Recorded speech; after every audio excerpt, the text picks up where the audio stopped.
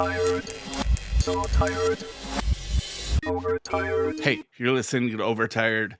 I am Brett Terpstra. I am here with just Severance Gunsel, Christina Warren, due to scheduling conflicts, cannot be with us this week. So you are in for a Brett and Jeff nerdy episode. Not that Christina can't get nerdy, like she totally can and does, but something we get weirdly like Mac productivity nerdy when it's just the two of us. I don't know. Yeah. Yeah.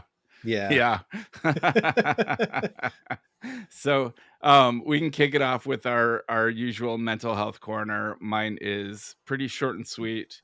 Mentally, I am finding myself just extremely happy with not having a job. Woo. Not enjoying the health insurance loop hurdles and not having like predictable regular income but I'm not enjoying it so much that I don't appreciate having all this time to just focus on like my commercial projects and all of this coding. And I'm finding it super rejuvenating to just like wake up in the morning and start coding and take regular breaks to do whatever the fuck I want. And then ultimately like the next version of Marked is the biggest leap Marked has ever made in functionality. And I'm super proud of what I'm about to release. And I think it's going to be profitable, but also like extremely useful. And that's all just really good for my mental health. I did have carpal tunnel surgery. Ooh, look at that. See. He just raised his fist in the land of hypocrisy. I did the total like black power fist too. But yeah, I have a but little you're white, which makes it a problematic white power fist, but whatever. At least it's got a gash in it. Yes. So they did just one small incision. They stuck a camera into my palm through that incision and snipped ligament across the middle of my palm. And that led to a couple days of super achy hand. And they gave me no painkillers. So I've just been working with Tylenol and ibuprofen for a couple days. But today, doing pretty good. I got the bandage off this morning, and I will say, as far as mental health goes, pain is very detrimental to my mental health. I am very sensitive to pain.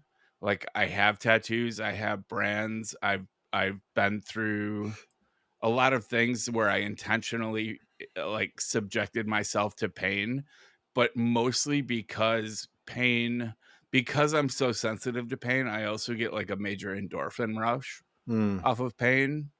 And so like I kind of seek it out, but there are a couple types of pain, like low-lying aches and tooth pain, that I get zero pleasure from. Tooth pain is brutal.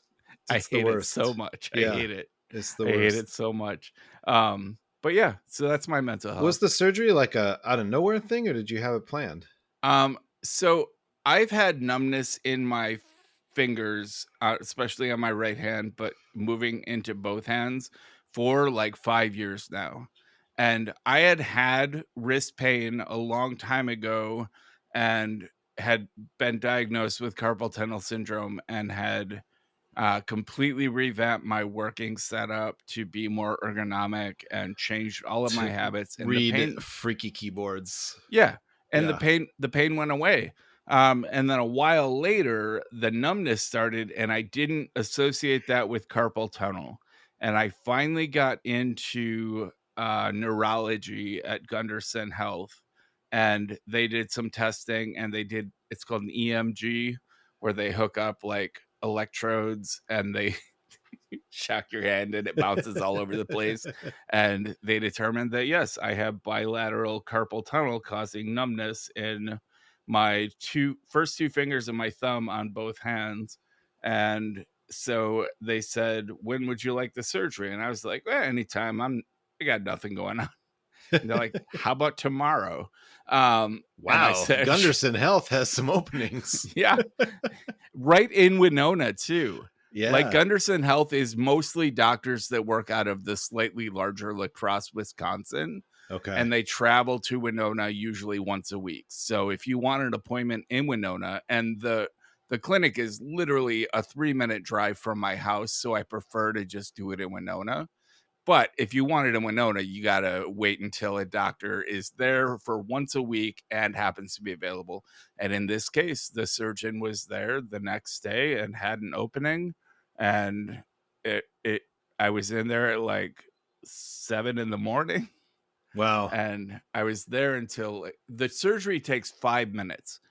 But 5 minutes. But I did the prep, which involved like a bizarre amount of mouthwash and nose iodine. I mean, obviously, or maybe that's just the Gunderson way. Like they're like, this is you want your surgery tomorrow? All right, here's your mouthwash. Be ready. This has been proven to reduce infection if you like use all this mouthwash, clean your nose for like 2 minutes straight with iodine swabs, and wash your hands from fingertip to elbow for 3 minutes per side. This sounds like Robert F. Kennedy's America. Yeah. But anyway, so like I did the prep and then I waited for like 2 hours, and then they give me, it was partial anesthetic, I think it's called. They don't put you completely under. So I remember the whole thing. I remember them putting a blue tent over my head and pulling my arm out. And I remember being about this whole to thing ask, sounds like you're describing a dream about a carpal tunnel surgery. and there was a blue tent, right, and then the mouthwash was still leaking from my mouth and my nose. It was a little dreamy. I remember being about to ask if I could watch the surgery, and they pulled the blue tent back, and they're like, "Okay, we're done." But I didn't feel anything. Like the anesthetic apparently worked really well. Like I was conscious, but I didn't know they had even touched my hand. That's bizarre. Yeah. So anyway. My God. Well, that's cool. I've always wondered about doing that surgery. I got the CT. I got the Carton, and it's very uncomfortable. And but do I don't. Do you have pain or numbness or both? I have a little bit of numbness. I have definite pain. The problem is I hate mouthwash. That's what's kept me from doing the surgery all this time. You're killing me. You're more brave than me, Brett. So I get the other hand done in a month, but I can't submerge this hand in water for 4 weeks. So really, by the time I'm able to take a shower without a bag over my hand, I'll have to do the other hand, and I'll still be taking a shower with a bag over my hand. Wow. Yeah. Well, I'm glad. I hope it helps. It's awesome. I mean, it seems like it does help usually. I have people I know. Yeah, I already, so like my fingers were numb to the point where I couldn't button a shirt, and I couldn't, like, zipping up my fly. They're numb on my right hand, and I zip a fly with a right hand, and I could not feel the tab on the fly. So I had you work from home. Sweatpants. That's the answer. Sweatpants. But like, so I was zipping myself up with my left hand, and all these things that like you just take for granted, like my bone conducting headphones have buttons right behind the ear for turning them on and off and fast forward, play, pause, etc. But you're supposed to be able to feel them with your thumb in order to tell what button you're hitting. And I couldn't tell if I was hitting a button, let alone what button. And wait, hold on. It was supposed to take up to a year for me to get feeling back after this surgery. And even 2 days later, I can feel my zipper already. Oh, that's so good. Because you know what? If I can't feel my zipper, I don't even feel like I'm alive. I'm holding on to it right now. You know what? My son and I went and saw Napalm Death in the Melvins, First Avenue. When? And it was about 2 or 3 weeks ago now. Whoa. Napalm Death. I mean, they were both, the Melvins and Napalm Death were both phenomenal. Yeah. But Napalm Death, their singer, who's, I mean, if you haven't seen this guy in action recently or at all, you should, people just Google like their recent shows, because he's a trip. And he's fantastic, and he's an incredible, just like He's got to be incredible. 50, 55 now. He's got to be older than that, but I don't know. Yeah. I don't know. But anyway, he came out and he had these super skinny jeans on with like suspenders. He's really skinny. He wasn't always really skinny, but he's really skinny. And his fly was down a little bit, like the kind of way that if your pants are weird, it just won't go all the way up, right? Yeah, the way mine are pretty much all the time. And there's a point at which the crowd just couldn't stand it anymore, and they were yelling at him between songs, "This fly is down," which may not even have been something that translates to British English that well. And he couldn't make it out, and he kept saying, like, "I can tell that what you are saying to me is important. I cannot understand what you're saying. It seems that this is important to a lot of people." And then he finally figured it out, and he's like, "Oh, my zip." Yeah. It was amazing. Also, just the fact that, if you know nothing about Napalm Death but the name, the fact that the singer is utterly delightful is and just incredibly charming is not something that even I totally expected. So yeah. Napalm Death was one of my first metal albums after Cannibal Corpse. Who I'm also going to see at First Avenue. Nice. I can't believe these guys are still around.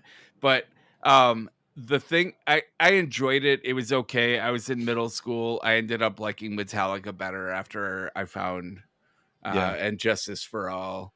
But then Alternative Tentacles put out, I can't remember the name of the album, but it was all covers of Dead Kennedys songs. And Napalm Death did Nazi Punks Fuck Off. Yep. It renewed my interest in Napalm Death, and I got back into them after that. But what a great band. It was a phenomenal show. I'm not a Napalm Death person. I've barely listened to them in my life. I was there for the Melvins for sure. And they, man, did they win me over. Oh my goodness. Should I give the Melvins another chance? I should give the Melvins a daily chance. Yeah. I mean, it's a phenomenal band. There's still no one that sounds like them. And they're, I mean, actually one of my topics. So let's put a little, like, as they say, pin in this, because my first topic is related to that show and a bunch of shows I've been seeing, and it is about age and all these things. So we'll talk about it. But I mean, I'm a huge fan and have been forever. Didn't think I needed to see them again until I saw they were coming, and it was the best show of theirs I've ever seen. Nice. It was unbelievable. Anyway, I'm, my corner in my corner. It's kind of a similar, like, medical theme. I go like months not tending to the things that are just like barking out at me that need attention from a doctor or a specialist or something. And I kind of just beat myself up because I can't figure out why I'm not just making the call, because it's pretty easy to make those appointments this day and age. You don't have to call people. And I finally just kind of like had the right shift and made all this. I do this every year, made all the calls, made about 6 appointments, and so I'm going through like a 3-week period where some of them I don't have till October, and it's been awesome. It's like it's awesome to know I'm tending to myself. And always like some new discovery where it's like, oh, I've been suffering that for 10 years, but I decided to finally ask somebody about it. And look, they have an answer. Wouldn't you know? That was in Minnesota. Wouldn't you know? Down here at Gunderson Health, we've got a solution for you. So that's just been nice. It's a relief every time I go into these places and have something tended to. So it's really great. It's dispiriting how there are things that feel urgent that you can't schedule before October for. Apparently not at Gunderson Health. No, but in my system. In general, Gunderson schedules me a couple months out, but not until October. I have nothing scheduled in October. And that was just like an endocrinologist. It's not even like a big, it's like it's a video visit. I mean, it's like it's just crazy. But as a transition out of this, because we've said Gunderson so many times, which anybody not from Minnesota or Wisconsin or maybe Iowa, definitely Iowa, doesn't understand how it almost causes a Midwestern or a Minnesota person to like release hormones or something. It's like it's that much it's of a that or feeling of home. Mayo. That And Gunderson or Mayo yes, both have endorphin reactions. Gunderson doesn't get the Saudi princes, Mayo does, but that's fine. That's fine. That's why Gunderson can schedule you same day for a heart surgery. Exactly. I heard there was some wildfires up this way, and there's an airplane going over my house right now. I don't know if you can hear it. It's extremely loud. There were wildfires here. An amazing Minnesota moment on Minnesota Public Radio where there's a sheriff. It's up north. Everything you picture about Fargo and the way that they talked in that movie, it's like a little exaggerated, but not always much, depending on who you're talking to. And the further up north you get, the more likely you do it's true. You get that. And the sheriff was talking about having to go in and evacuate a couple people who didn't want to leave. And he's like, and there was one old guy over by the lake there. And he told me the only way he's leaving his house is toes up. It was made my heart just so warm, and it made me feel like this is my home. So, like, are there wildfires in Minnesota, or are they? They've calmed down now, but there were some up north in Minnesota, and then there were definitely the ones in Canada, which made our. Did you get the smoke all the way down in Winona? Yeah, our air quality, like a week ago, we had like 4 days of poor air quality, and then it was okay for 2 days, and then right back to poor air quality. And I cannot sleep without my CPAP right now, and I am short of breath all day, and it's killing me. Yeah, that's brutal. Well, okay, so you put political murder on the show on the list, and I'll wait because we'll come out of it with my my punk rock shows topic, because that'll be a nice thing to come out of as a palate cleanser. As a palate cleanser from political murder, from assassination. Yeah, we're in Minnesota is the context. Everyone heard about Minnesota this past week. Everyone heard about it. It was national news, but it was shocking to me. The whole thing is just fucked up. Like, I get assassination attempts, but the deliberateness of like impersonating a police officer, going in and murdering, hitting multiple houses, and having like a whole hit list of Democratic representatives and governors that you want to hit is, I wouldn't, if this had happened to Republicans, I would not be gleeful about it. No. Like, it is not. I will admit, like, there's part of me that thinks that if Trump had been assassinated a long time ago, things might have been moving more slowly towards fascism than they are. But I don't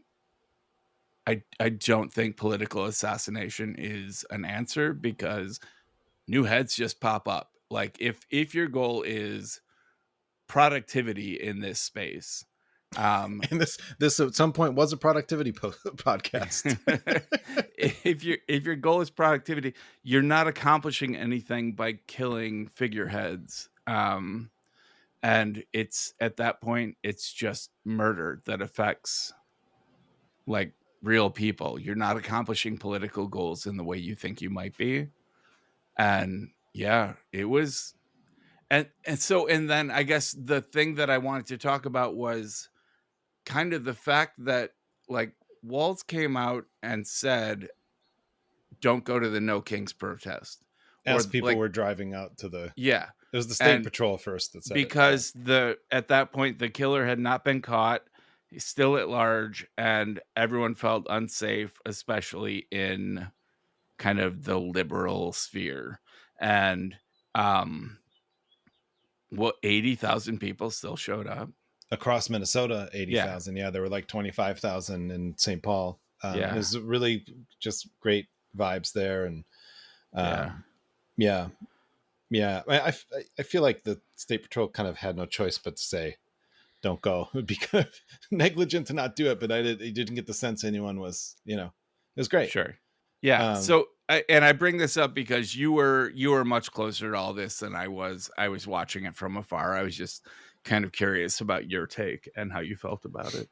Oh, it's really stunning and awful. And It's just crazy when it's your local legislature. Like it's not what you expect. Melissa Hartman was great. I don't know much about John Hoffman. Doesn't matter that they were great. They shouldn't have died. But it's just, it was, yeah. And it was a little fascinating, as those things tend to be. Just this strange and bold way in which he did this, the difficulty in kind of tracing. He had a weird life. He's sort of a intense dude, but trying to trace anybody's life to political assassination you can't find that road that easily, right? Like it's so strange to me. And he went to two other lawmakers' homes between the two that he shot up, which is something came out yesterday, and it was fucking chilling. Like one of those people they were on vacation, but he was knocking at their door for a long time. Like I just can't imagine. Yeah, my brain always goes to the just to the human thing that we can murder. Like I've met a fair amount of murderers in my life just from work I did in death row, and it's really because of that I experience these types of things. I don't know, differently from a lot of people, but differently from most people I know. I see him when he was cuffed and being arrested, and or even in the security footage where he was kind of brilliantly hiding with a cowboy hat. Like you wouldn't think that would be a good idea, but then it was kind of like, well, actually, no, I'm not. That doesn't seem like probably the guy. But just looking at someone who's killed in the last 24 hours and trying to, what are you even looking for? What can you even see? What do they feel like? It's not like people who do that don't feel anything afterwards, right? Like he's feeling something. I don't know what. He might be feeling numb or cold. He might be feeling a little confused about how he got there. He might be proud. I have no idea, but I get pretty consumed by just the fact that as humans we can make this decision. And there's been this really, I don't know if you saw the interviews with he had a home in the outstate, but then he rented a room in North Minneapolis with a couple of guys, and because he would sometimes be in the city, was apparently the story. And one of the guys in that house was like his buddy since fourth grade, and he was interviewed really as the day that the news came out. He was interviewed, and because he got a text from the guy who was like, "Hey, I've made some decisions. They were hard decisions.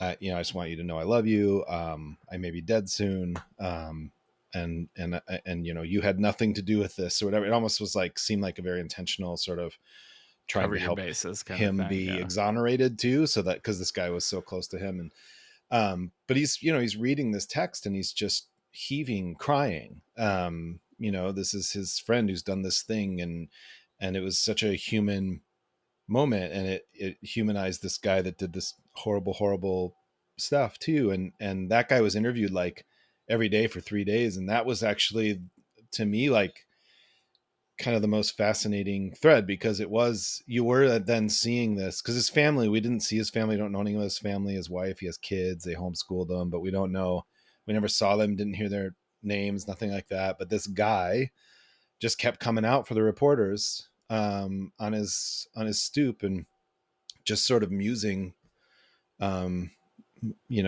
just, it all just unfolded, his processing unfolded in real time in these 3 or 4 interviews, and it was really intense to watch. This brings me to my big self-searching question is, with Luigi Mangione, I felt nothing for the victim, or the victim's family, or any of the humans that would be affected by this action. I saw it as a more political statement, and one that I hoped would lead to revolution. And like, I had a very different reaction to it. And Yeah. I think I'm searching right now to figure out why. It's on its face, it's very hypocritical. And I'm searching for why I feel different about this. Like I said, like, even if it had been uh, a Democrat killing Republicans, like, I would not have supported it. Like, I don't. I don't see that being, just from a practicality standpoint, I don't see it being useful. And from a human cost standpoint, I see it as terrible.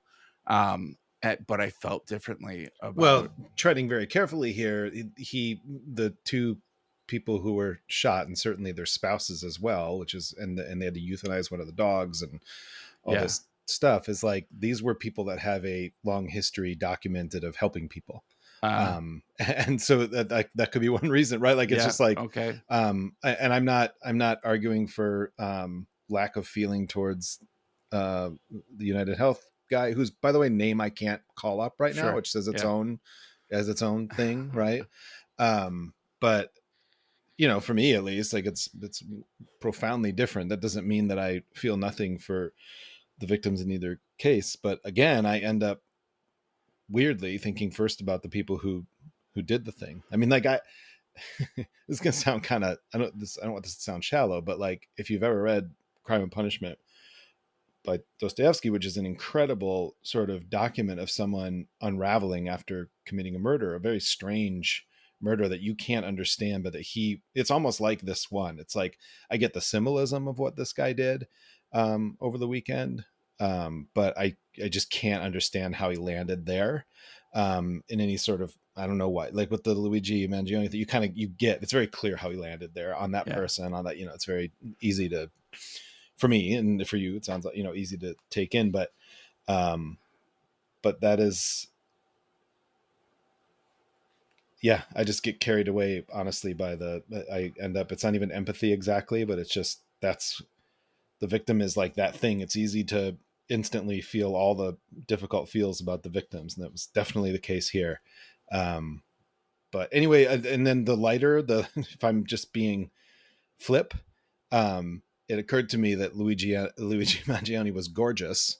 And this guy looked like every other middle-aged man walking through Brooklyn Park. I haven't seen this guy. I never You saw would a photo. Recognize him as everybody's uncle in the western suburbs as of the Minneapolis. Minnesota everyman. Everybody's white uncle, I should be clear.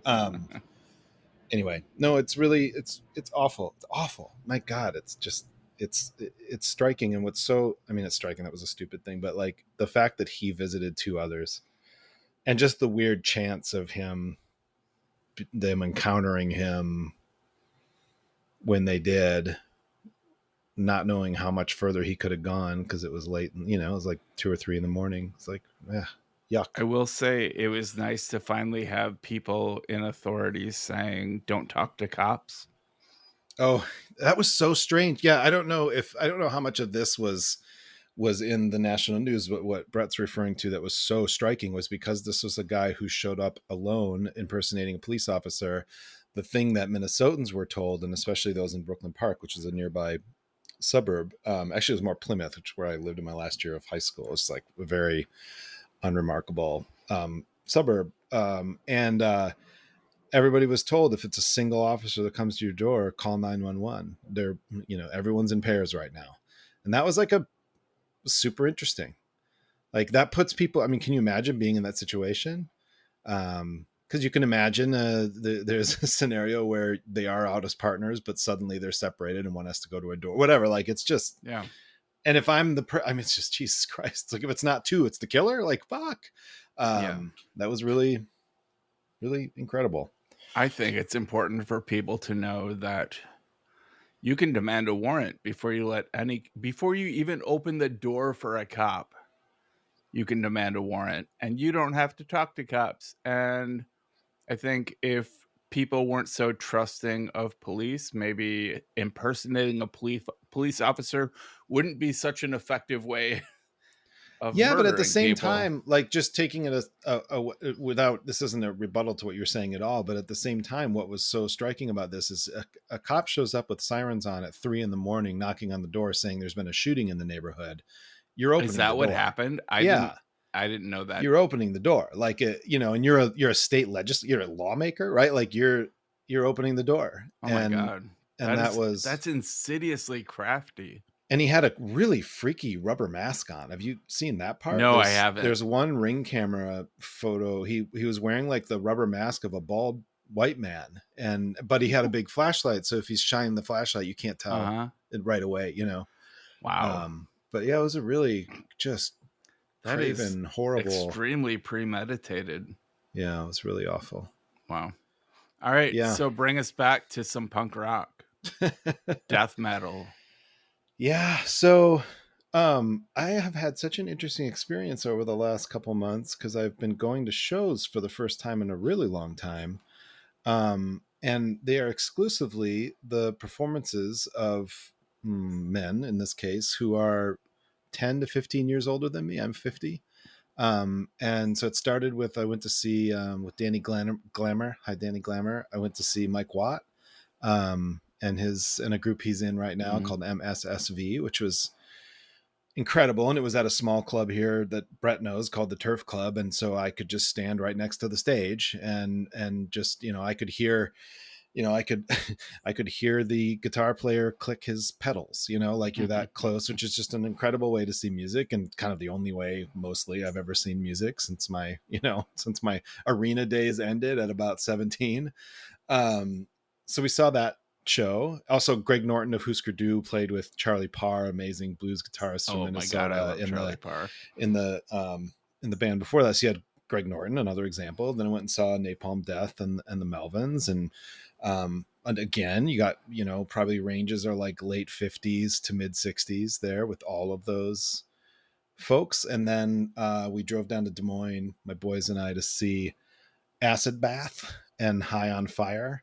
I don't know either of those bands. Yeah, I didn't know Acid Bath, although now that I do, it's bizarre I didn't. They were a band in the early 90s. Kind of sounded like some of the early like Sub Pop and SST, and later SST and early Sub Pop. I guess later SST, they're still around, but like maybe like early 90s Sub Pop. I mean SST and Sub Pop. Anyway, they were a band that was from New Orleans, and they're considered what the kids call now like sludge metal, but they have so many names for the metal now, these kids. I know, right? and they're from New Orleans, and they put out 2 records, and the reason they broke up was because their bass player died in a tragic car accident with his parents, actually. And so they broke up, and now they're back together after all these years. And my son came upon them and just really fell in love with the band, and was like, "Have you heard these guys?" He played. I'm like, "What? I would have loved this. How did I miss this?" Like 92, 94, I think, were their 2 albums. Anyhow, so they're doing this thing, and that was amazing just because like they have a following of fans who never thought, it's kind of like when Slint reunited, never thought they would possibly see this band again. And this band was fucking vital. All these, and I saw High on Fire, which is the guitarist and singer of Sleep, the band Sleep, also just like an awesome, I don't know if it's sludge metal, doom metal, I'm not sure. But all of these people were older than me by 10 years, I'd say on average, and they were so vital and so just completely present and mind-blowing. And it was as good as any show I saw in the 90s when everyone was 25, and 30, and it kind of messed my head up a little bit because like I was in bands for shit. Dale Crover borrowed my drum set. This is the Melvins drummer. Like I was in bands in those days. I was on the same label as the Melvins. Like I think of my rock days as over. They are over. I mean, I'm not in a band. I haven't been in a band since like 2007 or 2008. And I just think of myself as like retired or something, because like I have no business playing loud punk rock music or something. Sure. But then here they all were, and they were just so fucking good. I saw Iggy Pop shortly after his 50th birthday. Yeah. Which at this point he was a child compared to how he is now. Yeah. It was a while ago.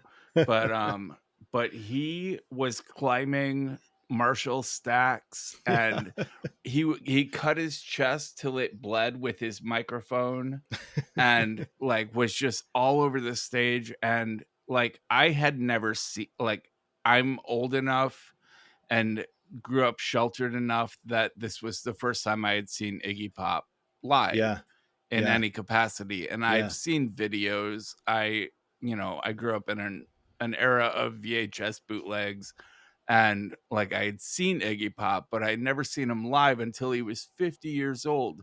And I swear it could have been him from like the David Bowie era, like Iggy Pop. It was, It was Well, it's crazy. because he is alive and an artist in that is sort of outside of time, and he has been since he was 20 in the Stooges. He's born in 1947, by the way, for anybody that doesn't know Iggy Pop. Like, it's a long time ago. He's still playing. I was just watching a TikTok of him yesterday, still playing shirtless at like 400 years old. He's like a biblical character at this point. I saw him at First Avenue, and he really, I mean, he is someone that changed me. Just understanding him and When seeing did you him. see him at First Ave? Some at First Avenue on his American Caesar tour, which would have been somewhere around 94 or 5, Okay. I think. I saw him more like 2000, I don't know, mid early 2000s. Yeah. So it wasn't the same show, but Well, he jumped off the stage and landed on me, and I was holding him up by his chest, and his forehead was pressed against mine, and he had his microphone, and he was screaming in those giant, if you haven't seen Iggy Pop, which everyone probably has, the beautiful giant eyes were just like in my eyes. And I think something happened to me that day. I think something passed into me. I can't know what person I would have been without that moment, that cosmic moment. You know who else is a really great performer, no matter how old they get, is Nick Cave. Oh, unbelievable. Not your like punk rock jump off the stage kind of guy, but last time I saw him, he was over 50, maybe 60. I don't know how old he is now, but I saw him a few years back, and like he was like it was at a smaller venue in Minneapolis. I can't remember what the theater was, but like it was a theater with like opera house seating.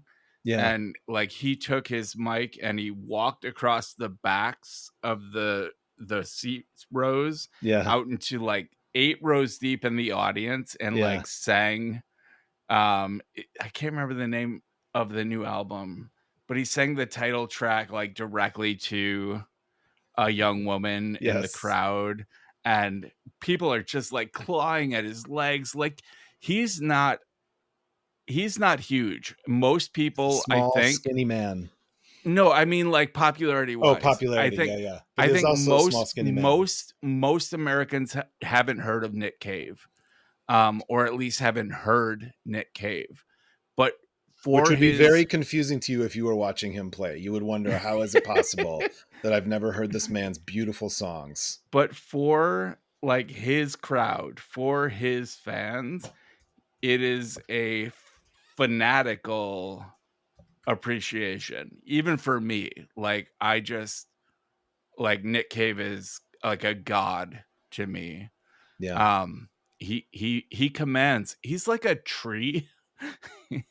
Yeah. It's the best. Yeah. That's the best metaphor I can come up with for Nick Cave. He's like a tree that like protects you and weathers the storm. And he's also like 7 feet tall. At least I thought he was short. Way. Is he tall? No, he presents as very tall. Sorry, everybody. He's tall. Skinny and he's short. Big. He's big. He's hulking. He's one of those performers. Iggy Pop is one of those two that like it just pulls you out of yourself just when he walks on stage. It's something he's so captivating and almost provocative. Yeah, no matter how self-conscious you are going into the show, you will forget about it and you will just be there to see Nick Cave or Iggy Pop or any of these vital characters. King Buzzo from the Melvins, for sure. Any of these vital characters that just with eyeballs on it draw you out of your own shit and into their show. Yeah. And that's been incredible for me too. Is like I stopped going to shows. I mean, I've gone to a few every, maybe, I don't know what, I'll go a year with no shows. I'll go a year with 2 shows. And now I'm just buying up tickets. Just bought tickets to the Acid Bath show in Minneapolis because they have this amazing metal band I love called Windhand, which is the rare metal band with a woman singer. And I bought tickets to go see the Jesus Lizard. And by the way, most of my music listening is like folk and jazz, but if I'm going to go to a concert, I want it to be so visceral. Because that is the experience you can't sensory recreate. Seeking. Yes, exactly. And I got to be on the edge of mosh pits at all these shows, which was really delightful. Really, but not in mosh pits. Well, I got pulled in once and I could not get back out. Once you're in, everyone thinks you want to be in, so you try to get out and they push you back in. I'm like, no, I'm not. I'm gonna die. I don't belong here. I don't belong here. Look at me. Yeah. But I love Yeah. that. I love the physicality of that too, just getting banged into and, you know, whatever. I think it's awesome. I thought those days were done for sure because I didn't think my body could handle it. My body handled it great. That's awesome. That's People like awesome. having a big guy in the, you know, along the edge of the pit that they can bang into. Yeah. Anyway, so that's been really delightful, and I'm just all about going to shows. It's All great. right. We should do a sponsor break. Oh yeah, Yeah. we should. The I'm gonna reason we showed stall. up this week, despite all of our health concerns, scheduling issues, we showed up anyway because today's episode is sponsored by Insta360, a leader in 360-degree action camera technology. You don't want to be a follower in that field. You got to be a leader. So their latest 360-degree camera, it's crazy that kind of thing exists. Do you remember like when they first came out, they must have been like the price of an F-16. Sure. And Yeah. they looked like, so, I mean, they look like the Google cars, right? And, But anyway, and the only people who seemed to have them were the reviewers that they sent free ones to. That's right. That's good. Yeah, that's true. So their latest 360-degree camera, it's called the Insta360 X5, launched April 22nd. It shoots full 360-degree videos, an incredible 8K 3.0 resolution. That's such good 8K, resolution. I don't know what it 30 means. frames per second. 30 frames per second. Oh, so see, we got to fix that in the script. I'll tell you what. Not that I'm reading from a script. I'm talking from my heart here. Let's be clear. So 8K resolution, 30 frames per second. That's good stuff. And since it films in all directions at once, which is bizarre and terrifying, you don't even need to aim the camera, obviously. You just hit record, you live in the moment, and you choose any angle you want in the edit. With Insta360's mobile app, it's easy, smooth, packed with AI tools. What isn't these days? For a faster workflow, you can even get these impossible drone-like third-person shots using the invisible selfie stick that Christina Warren has told us is pretty cool. It disappears from the final video, which is super weird and cool, and probably some crazy ass algorithm. And cheers to whatever team had to work on that over there, Insta360. So from immersive POVs to unique third-person shots, X5 is every camera you'll need in one. It's an efficient triple AI chip, which means seriously smooth performance, plus huge sensors and a dedicated low-light shooting mode. They deliver unmatched detail and quality day and night. The X5 also features Insta360's toughest ever lenses, which are completely replaceable, so you can risk the shot with confidence. So to bag a free 114 centimeter, that's really funny. Yeah. Do I have to talk? Hold on. I'm going to open up. I'm going to do another sponsor. Let's do that in inches. I'm going to open up. What is my launcher called right Solver? now? Oh, quick. What do you use? Launch bar, Starts Alfred? Starts with an R. Raycast. Raycasts. Okay, yes. 115 centimeter. That's 40. Everybody listen to me now. That's 44.8818897.638 inches. Okay. That is a serious selfie stick. It's worth $24.99. And by that, I mean $24.99. I don't have to convert that, do I? With your Insta360 X5 standard package purchase. Wait, what is that in euros? Please hold. How tolerant of a sponsor is this, Brett? Oh, I think they love us. I think we're good. Okay, great. I don't know how much it is in euros. Isn't it usually fairly close? Let's just say it's fairly close. We're America, though. We don't need to worry about really anything, internally or externally. For now. So to bag a free 114 centimeter invisible selfie stick worth $24.99 with your Insta360 X5 standard package purchase, head to store.insta360, the numbers, 360.com. So that's store.insta360.com and use the promo code Overtired. It's available for the first 30 standard package purchases only. Hurry up, 360 camera buy-in people. For more information, please be sure to check out the links in our show notes. Well done. I think they're going to love that read. Who wouldn't love that read? I mean, look, do you want me to bring myself to this read or not? That's the question. I did specifically ask you to do this read, so Yeah. That's what I was looking for, was the Jeff treatment.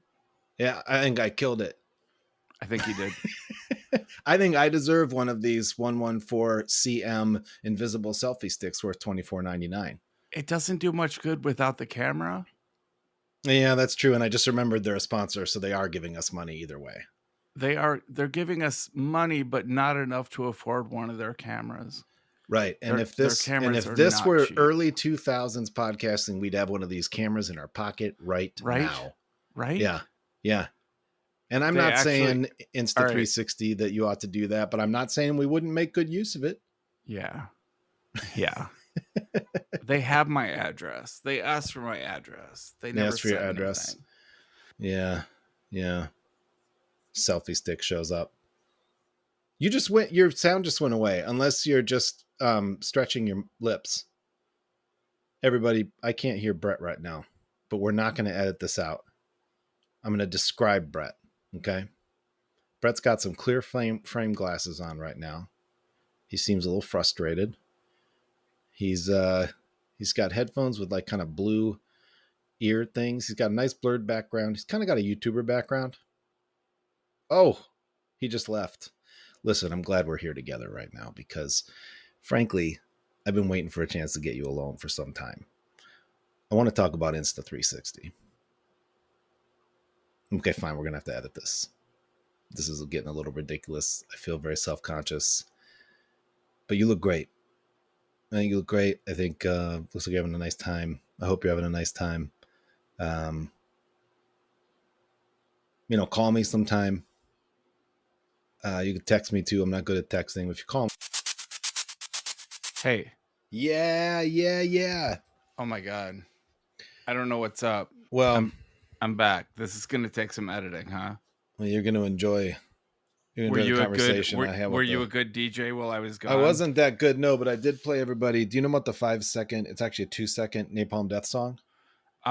This sounds familiar, but my brain is skipping to Wiener Schnitzel by the Descendants. Oh, it's different. Listen, here it is. Ready? It's called You Suffer. That's it.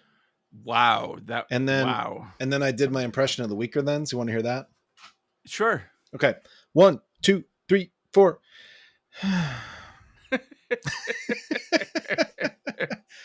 Talk just a minute about vibe coding, but yeah, edit it how you want. Please edit all that shit out that I did because I was just entertaining myself. We'll see. Now, like this was going to be a hit it and forget it kind of. It was. Especially with that sponsor read I did. We were looking at no edits. Yeah, it was going to be amazing. And yeah, we're supposed to have this out same day. And now I'm worried.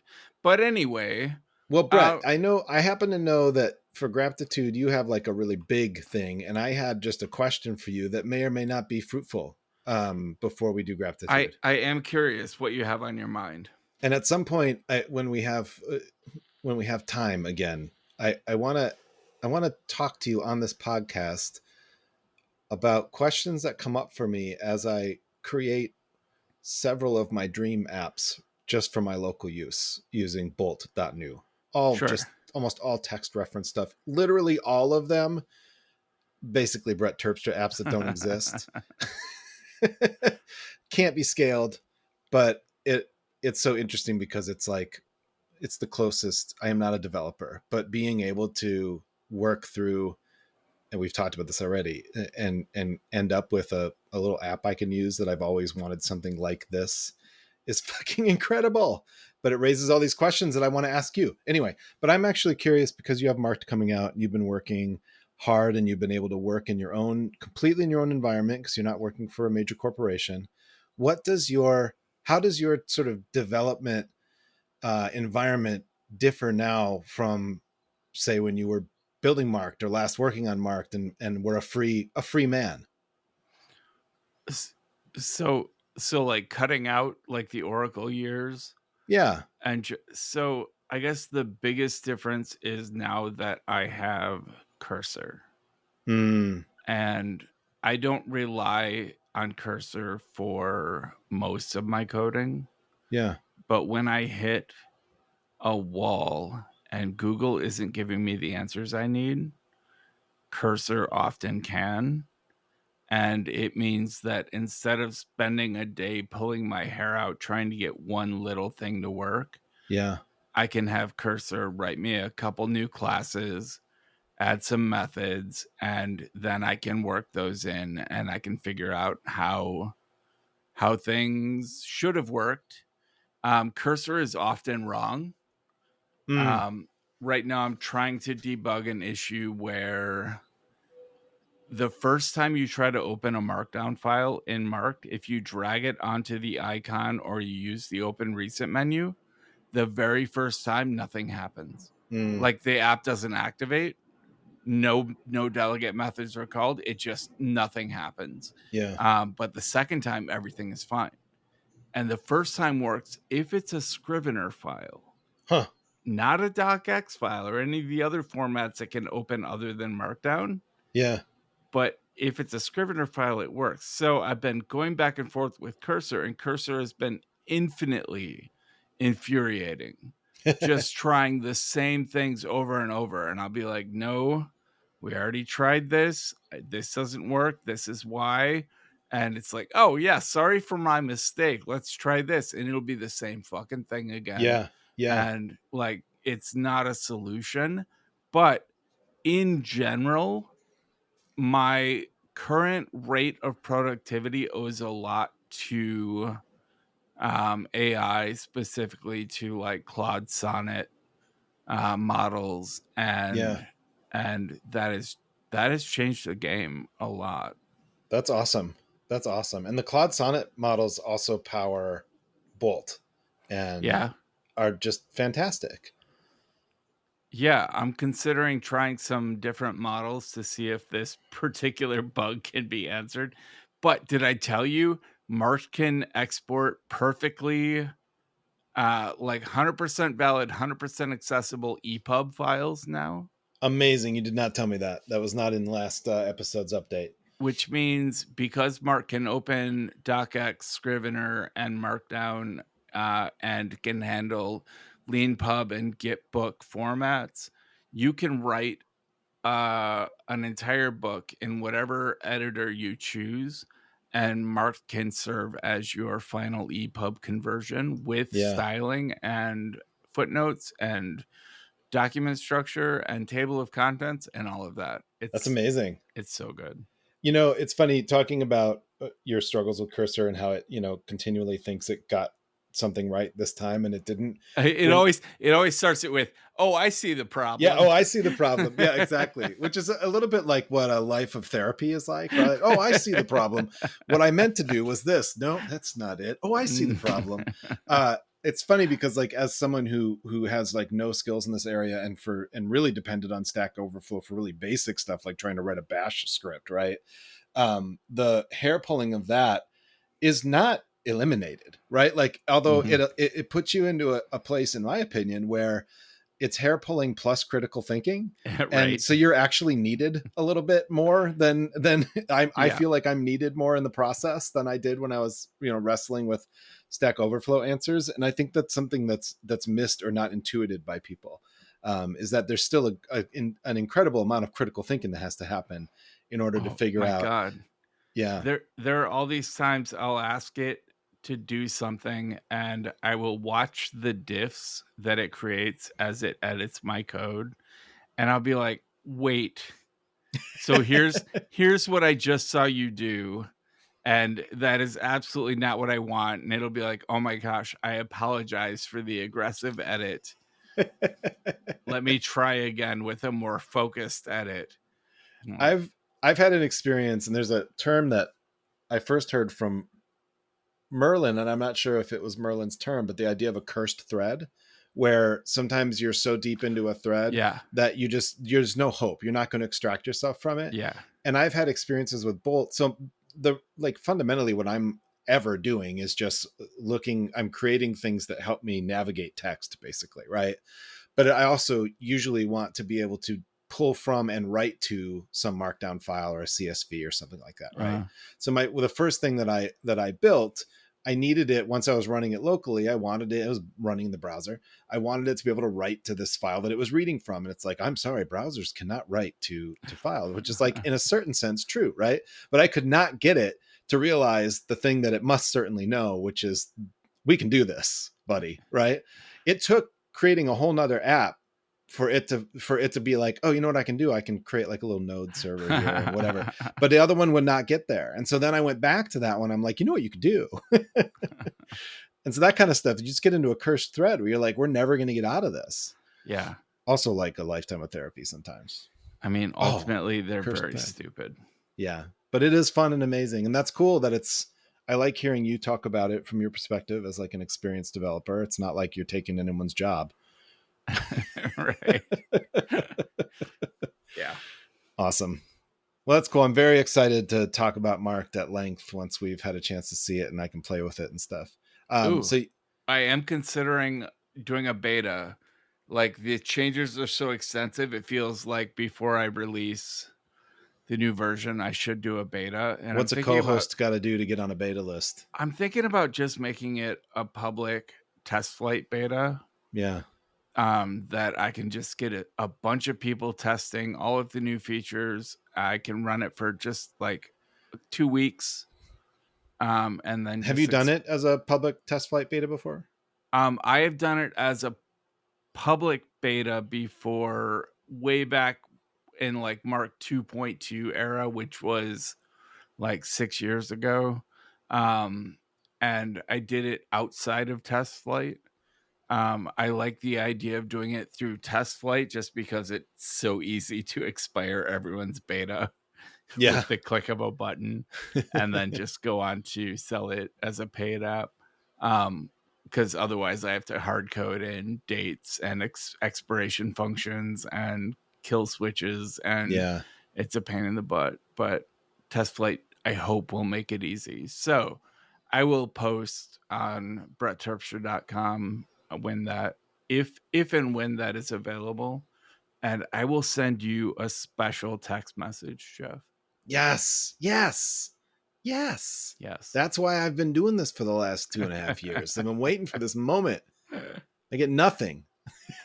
And you'll be able to turn your Microsoft Word files into EPUBs. Which the whole Microsoft thing and this new Marked is extremely exciting. Not because I would on my own care at all, but because I have to work with Word all the time. Nobody chooses to work in Word. No. But the fact is, so many of us have to. Yep. And if I can provide tools that make that more bearable, amazing. I'm all in.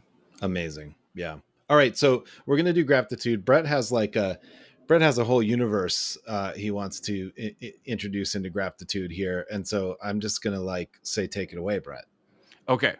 So I've talked about at least one of these apps from this developer before, but there is a developer called SomaZone, SOMA-Zone, and they have 4 primary apps. I actually, in all of this rebooting, I closed my browser, but they are Go to File and Ammonite and Backup Loop and Launch Control.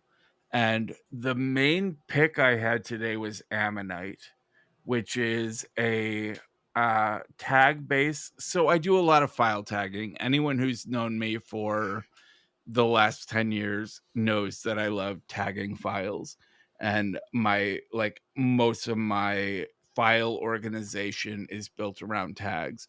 And there are only 2 apps that I know of that create like a good navigable tag cloud of all of your file tags, and that is Leap and Ammonite.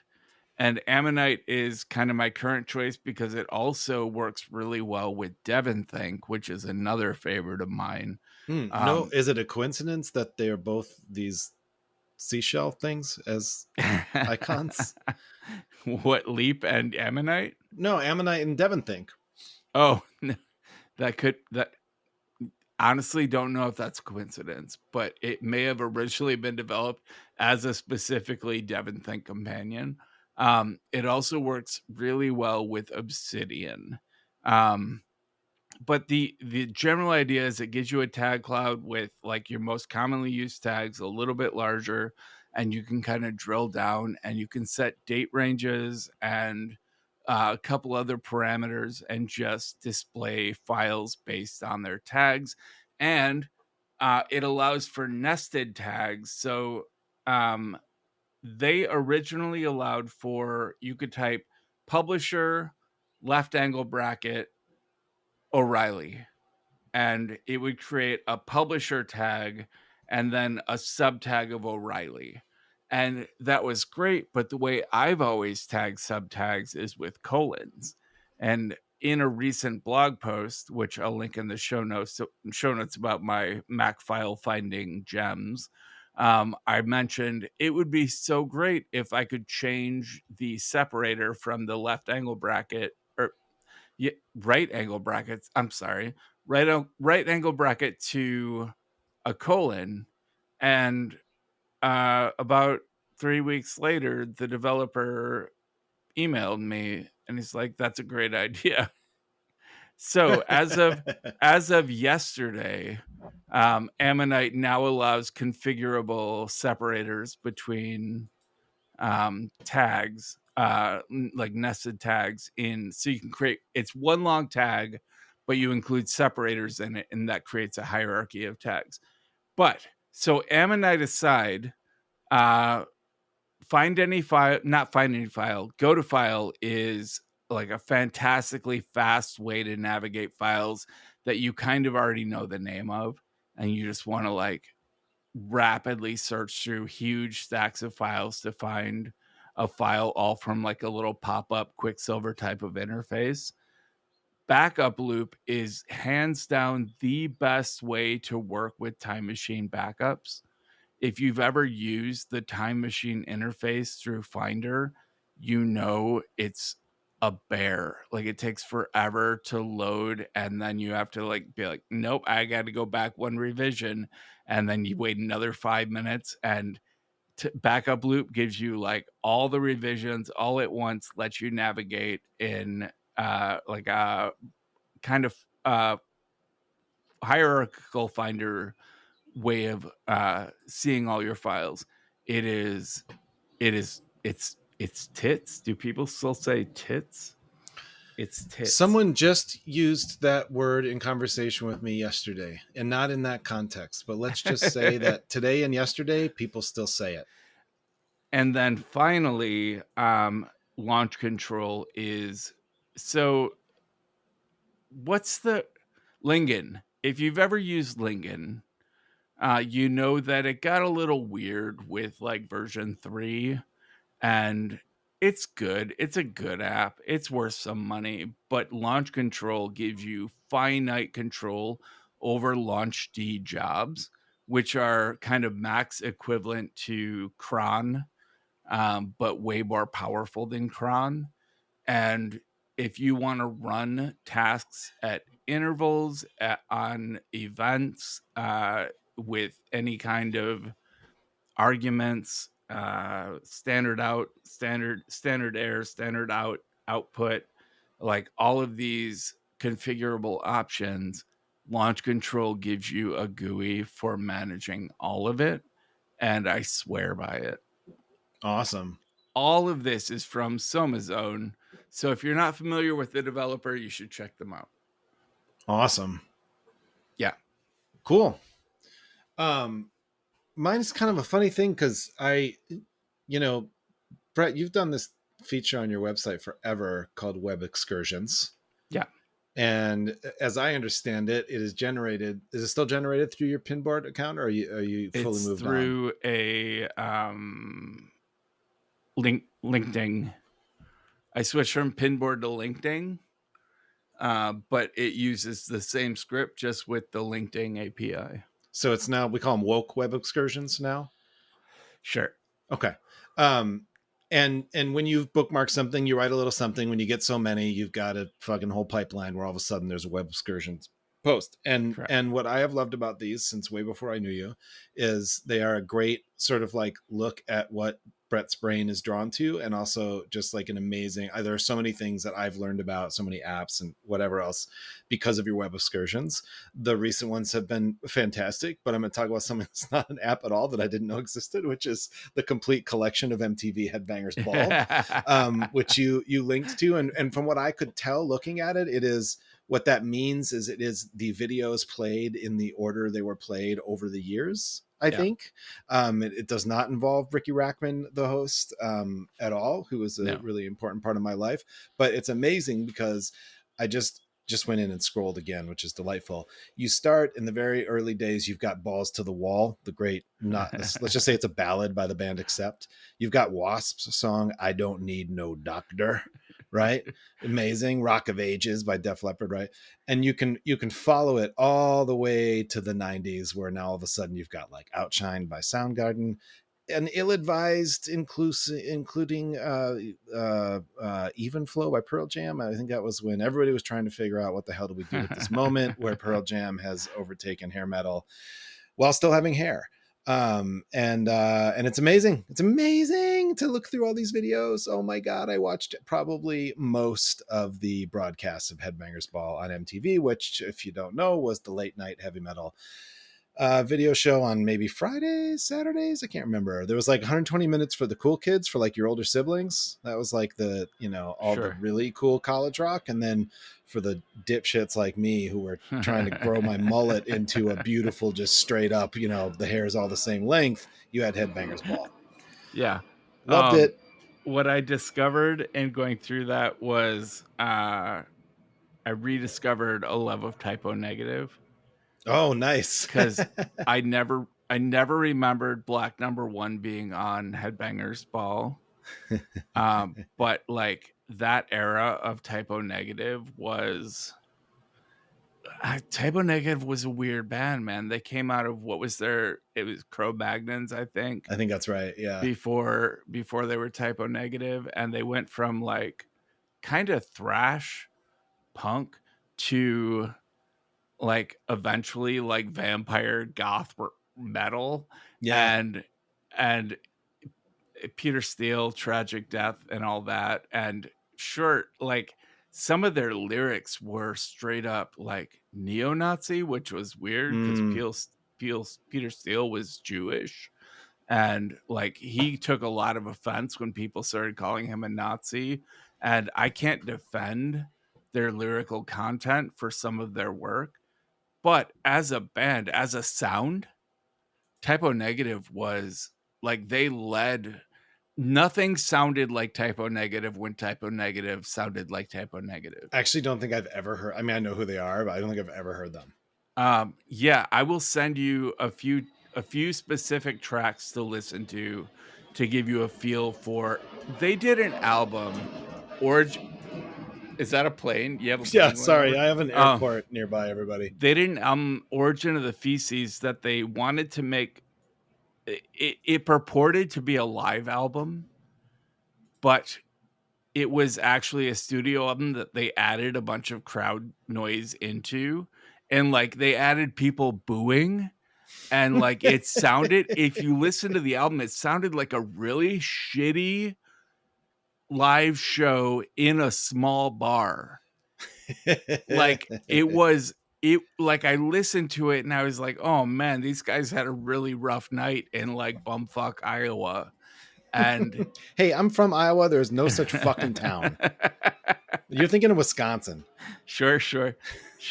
But it was all engineered to be that way. And like it was mostly like the first album came out as Typo Negative, and Peter Steele immediately decided he didn't like it and he wanted to redo it. And they basically put out the same album again, but re-recorded with like Taylor's version, with like a new shtick. And they're kind of a fascinating band, but like he's this, the lead singer Peter Steele plays bass, and he was seen in multiple videos playing a double bass, like a stand-up bass as an electric bass, like holding it because he's 7 feet tall. Wow. And he's just like playing, and he's got this deep voice that just appealed to your typical vampire obsessed gothic girl. So like all the girls loved Typo Negative. Not all the girls. A very specific type of girl loved Typo Negative.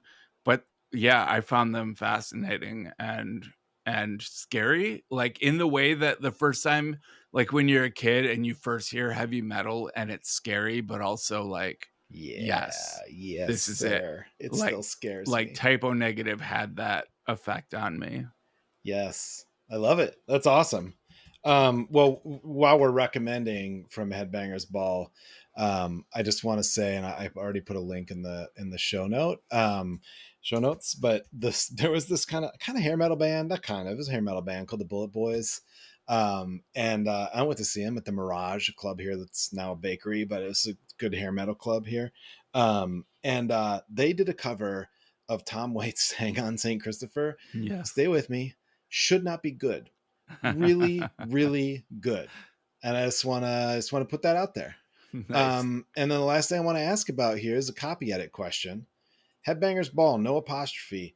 When in my thinking, there should be an apostrophe, but I don't know if it should be before or after the S. We'll let the listeners That's think a about really that. good question. There Very should be an strange. apostrophe.